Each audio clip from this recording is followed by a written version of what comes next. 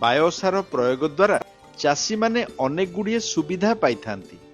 यह माटी रे अणुजीव संख्या वृद्धि करे, वायुमंडलीय जबखारजान विबंधन हुए, माटी रे थिबा फॉस्फोरस और पोटास को सहजरे गछ को उपलब्ध कराए।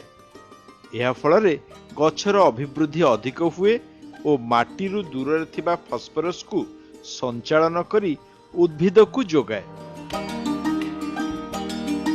साधारणतः ढीप जमी रे एजोटोबैक्टर एवं मझियाली और खालुआ जमी रे एजोस्पिरिलम व्यवहार करा जाए।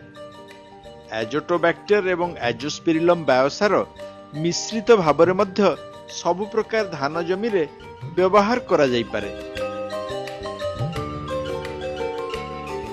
एगुड़ी को माटी रे प्रयोग करिबा सहित बिहन और तली मध्य उपचार करा जाए।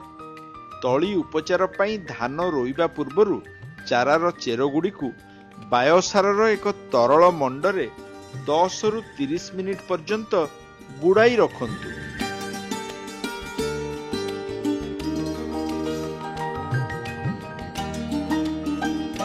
यह परे जाई तली को रुअंतु।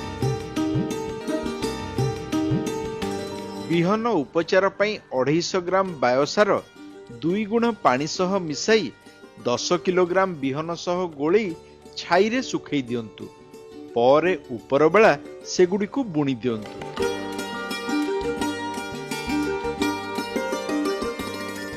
माटी रे बायोसार प्रयोग करिबा को हेले हेक्टर प्रति 3 किलोग्राम बायोसार को कंपोस्ट सह भल भावे मिसेई माटी रे प्रयोग करंतु।